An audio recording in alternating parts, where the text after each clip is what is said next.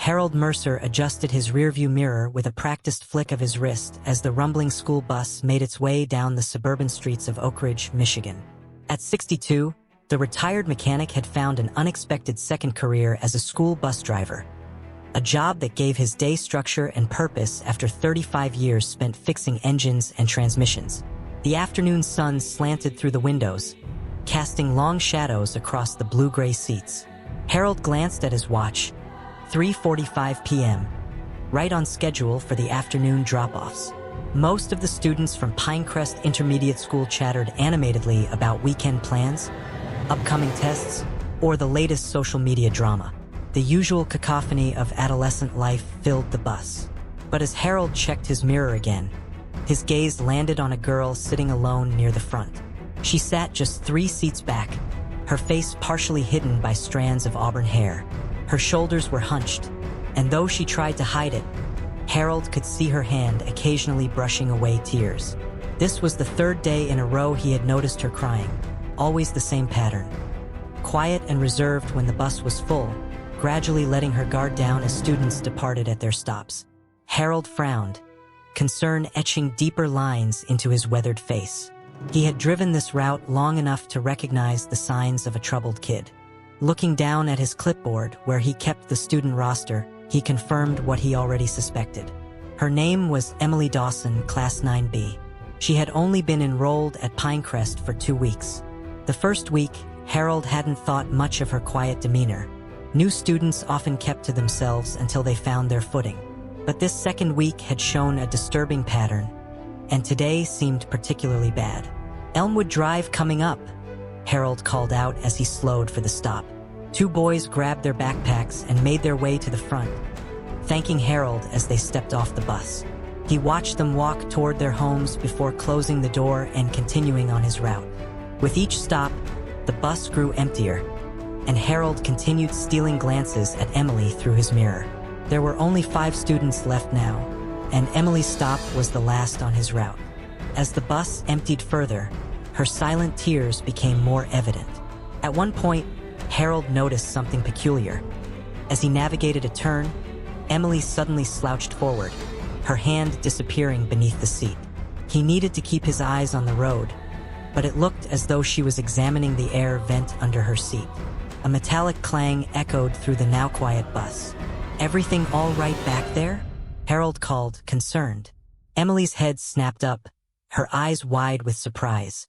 "Yes," she said quickly, her voice barely above a whisper. "I dropped my tissue." Harold nodded and returned his attention to the road, but something felt off. Yesterday, he had tried to strike up a conversation with the girl, asking about her classes and how she was settling in, but she had offered only one-word answers before retreating back into silence. After dropping off the remaining students, Harold finally approached Emily's stop, a modest 2-story house with faded green siding at the end of Elmwood Drive. As he pulled the bus to a stop, Harold made a sudden decision. He couldn't ignore what he'd been seeing day after day. "Last stop," he announced, opening the door. Emily gathered her lavender backpack and stood, her movements slow. As she passed Harold, he noticed her red-rimmed eyes and the dark circles beneath them. "Have a good evening, Emily," he said with a gentle smile. She nodded without making eye contact and stepped off the bus. To her visible surprise, Harold followed her, stepping onto the sidewalk. "Why are you following me?" she asked, alarm clear in her voice. Harold held up his hands in a placating gesture. "I've noticed you seem upset on the ride home lately," he said. "It's happened several times now. I just wanted to check with your parents and make sure everything's all right." Fear flashed across Emily's face, though she quickly masked it. "No need for that," she insisted, voice rising. "It's nothing, school's just been hard, and I miss my friends from my old school." Harold studied her face, uncertain. His decades of life experience told him there was more to the story, but he didn't want to push too hard. "I understand," he said, "but sometimes it helps to talk." Before he could say more, the front door of the house swung open. A man stepped onto the porch, his expression impassive. "Emily," he called sharply, "come inside." Emily shot Harold a pleading look before rushing toward the house. The man's attention turned to Harold. "Is there a problem?" he asked, his tone neutral but unwelcoming. Harold hesitated before approaching the porch. "No problem, sir. I'm Harold Mercer, Emily's bus driver. I just wanted to let you know she's been upset on the bus lately." The man's expression didn't change. "I'm Martin Blake, her stepfather. Her mother's out of town." Harold nodded. "I noticed her crying. I thought you might want to know." Martin's face softened slightly, though not in his eyes. "Her grandmother passed away recently," he said. "It's been hard on all of us, but especially on Emily. She'll get over it, hopefully." "Please accept my condolences," Harold said, feeling a twinge of relief that there was an explanation. "I didn't mean to intrude." Martin barely nodded and closed the door before Harold could continue. Walking back to his bus, Harold couldn't shake a nagging feeling of unease. The stepfather's explanation made sense, but something about his demeanor felt off. "Maybe I'm overthinking it," Harold muttered to himself as he climbed back into the driver's seat. As he started the engine and pulled away from the curb, the image of Emily's pleading look stayed with him.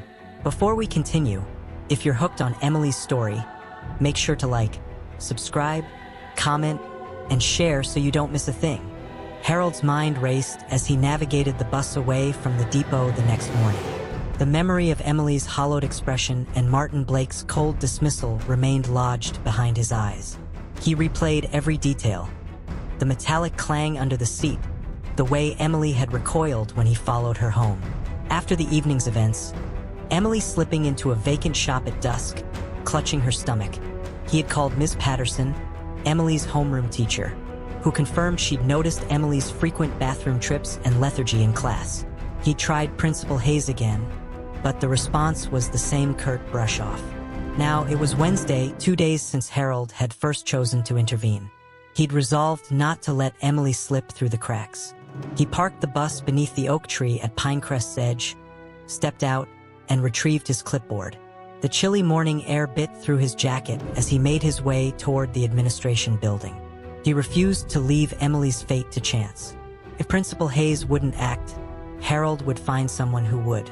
Inside, the fluorescent lights hummed softly, and the hallway smelled of bleach and textbooks. He knocked on Ms. White's door, guidance counselor Ms. White, rumored to be the most caring adult in the building.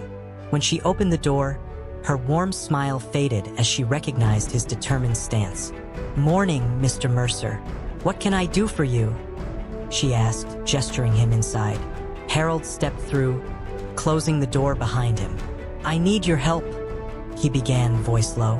He explained Emily Dawson's situation. The tears, the pills hidden under her seat, her sudden disappearances from class, and Martin Blake's uneasy demeanor when confronted. Ms. White listened, jaw tightening. She frowned. "That is troubling. Thank you for bringing this to me. Did you find out what those pills were?" "Pregnancy prevention pills," Harold said quietly. "And when I saw her at sunset on Monday, she looked ill, like morning sickness." Ms. White covered her mouth with her hand, eyes widening. "Oh heavens, that's very serious. I need to speak with Emily today, and I'll call her mother immediately. In the meantime, I'll escalate this to the district child welfare liaison." Harold exhaled, relief flooding him. "Thank you, Ms. White. I just want to make sure she's safe." "I understand," she said, laying a comforting hand on his shoulder. "Go back to your route, Harold. I'll handle the rest." Back on the bus, Harold settled into his seat behind the wheel. The first stop approached Maple Street. As the students filed on, he offered his usual greeting, then scanned the aisle for Emily. She sat 3 seats back, head bowed, clutching her lavender backpack. This morning, she wore her hair pulled into a tight ponytail, her auburn strands reflecting the sunrise. Halfway through the route, Harold saw Emily slip something into her pocket. He remembered the metallic clang. Today, he would watch more closely. When he reached the stop before Elmwood Drive, only Emily remained. Harold exhaled, heart pounding. He would drive her all the way to the school entrance and then circle back, making sure Ms. White got her before Martin Blake could intercept. Pulling up to Pinecrest's front circle, Harold opened the door. "School's here," he called, voice calm. Emily rose but hesitated. Harold leaned forward. "Ms. White will meet you at the counselor's office. She's expecting you." Emily's eyes flickered with confusion and something like fear. "Why?" she whispered. "Because someone at home may not want you to talk," Harold said softly. "You deserve help." Emily swallowed hard and stepped off. Harold watched her walk toward the double doors, where Ms. White stood waiting with another teacher at her side. Relief lifted some of his tension. He gave the morning route his full attention but couldn't shake the knot in his stomach. What if Blake saw Emily slip off the bus and followed her? What if he intercepted her before she reached Ms. White? Every stop, Harold's eyes flicked to the rearview mirror, searching for Blake's dark sedan. By lunchtime, Ms. White's call came through on his phone. He pulled the bus to a halt behind the depot and answered. "Mr. Mercer, thank you so much for what you did this morning," Ms. White said. "I spoke with Emily in a private room. She was hesitant but eventually opened up. Her mother is on her way back from Chicago. She'll arrive late this evening. I've arranged for Emily to stay with the school nurse for a while, and the welfare liaison is investigating the situation with Blake. You may have just saved her from further harm." Harold's throat tightened. "I'm glad to help," he managed. "Please let me know if there's anything else I can do." "Certainly. And Harold, thank you for not looking away." He hung up, shoulders sagging. A weight had lifted, but the day was far from over. He returned to his route with renewed vigilance. That afternoon, as he began the drop-offs, the bus was quieter than usual. Word had spread that something serious was happening. Only 5 students remained by the time they reached Elmwood Drive. Emily boarded and sat in her usual seat. Harold offered a small smile. She met his eye briefly before looking away. Halfway through the neighborhood, Harold tapped the brakes gently. Emily looked up. "Is something wrong?" she asked. Harold lowered his voice. "You're safe now. Help is on the way. But if you need anything..."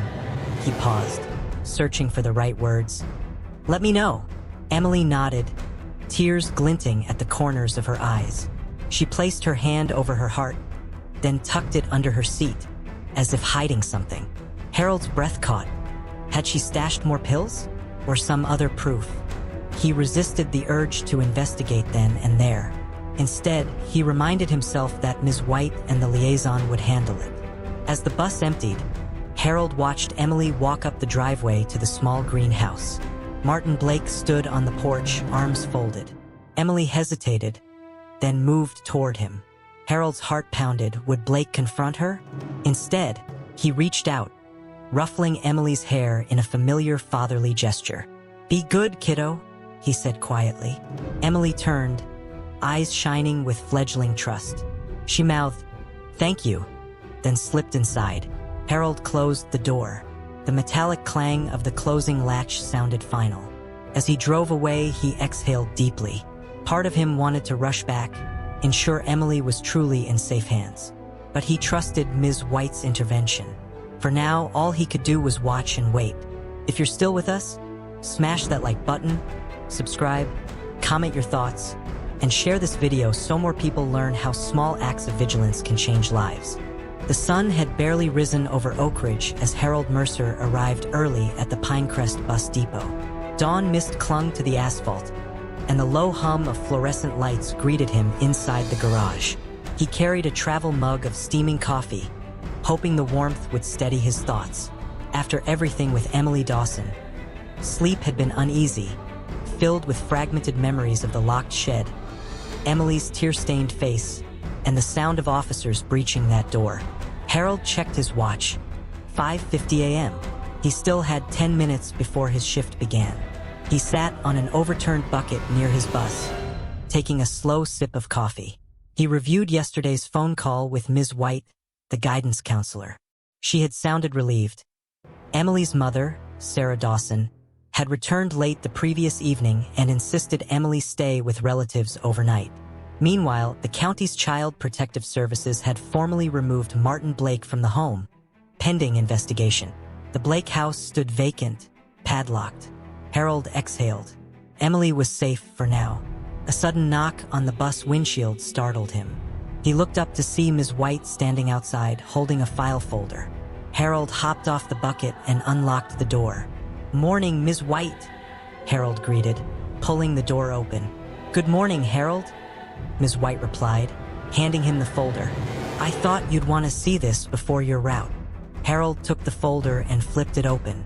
Inside were official notices: a restraining order against Martin Blake, testimony summaries from the joggers, the 911 dispatch record, and the liaison's report recommending immediate intervention. Everything he'd observed, everything Emily had endured, was documented. "They signed off on everything last night," Ms. White said quietly. "Emily thanked me for helping her talk, and her mother repeatedly praised you." Harold closed the folder, voice thick. "I'm just glad she spoke up." Ms. White hesitated, then offered a small smile. "Come by my office after your route. The school board is holding an emergency meeting on policy changes around student wellness checks. They want to hear from you." Harold blinked. "Me? They respect your judgment and dedication. You saved that girl's life." Harold smiled awkwardly. "I only did what needed doing." She nodded, waved goodbye, and walked off. Harold watched her go, then climbed into the driver's seat. He settled the folder on the dash and turned on the engine. The bus rumbled to life, and as always, the headlights cut through the darkness. When the bus rolled out of the depot, the neighborhood was still quiet. On Maple Street, lawns shimmered with dew, and the occasional cat darted across driveways.